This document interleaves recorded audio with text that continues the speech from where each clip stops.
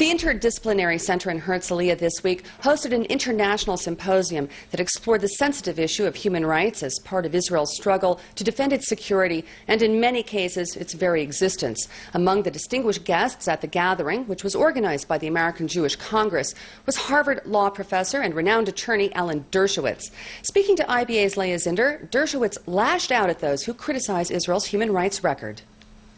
Polls today published by the Palestinian researchers show that the vast majority of Palestinian civilians and citizens approve of killings of Israelis, approve of terrorism, approve of the rockets.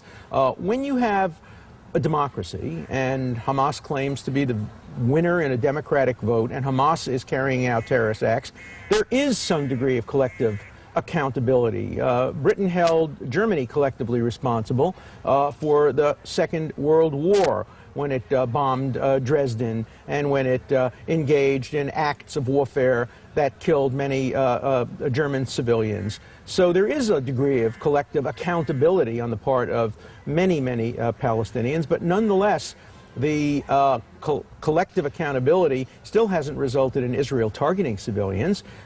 Israel tries to take whatever military actions are appropriate, and civilians sometimes die in the process. Now, nevertheless, at the same time, Israel's High Court of Justice does try to protect the rights of individual Palestinians and does, in fact, allow them to petition the High Court of Justice. It's the only court in the world that allows its enemies to bring cases to the court and allows its enemies to determine, in many ways, the limitations imposed on how terrorism is fought. As President Barack has said, Israel must fight with one hand tied behind its back, while almost every other country in the world fights with its hands, its feet, and its fingernails in every possible way. How dare countries like Russia suggest that Israel violates human rights? Look at what Russia did in Chechnya. How dare Great Britain allege these? Look at what it did in Kenya.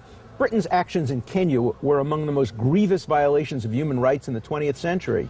How dare France use torture routinely and collective punishment against civilians in Algeria complain? How dare the United States complain? More civilians are being killed in Iraq today in a 4-year war than Israel has killed in its battle with terrorism since 1929.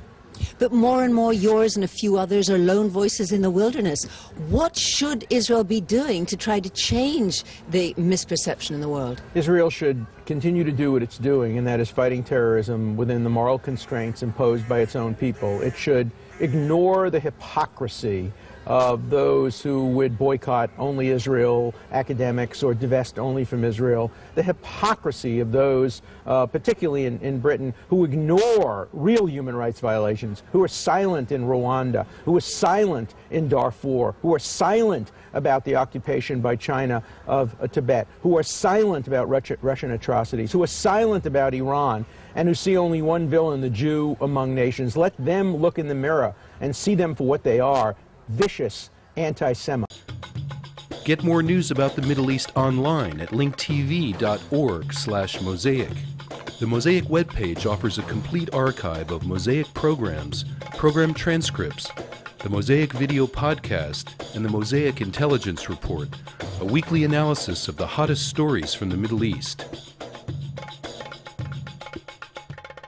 The views expressed on Mosaic are those of the participating broadcasters, not Link TV or its sponsors.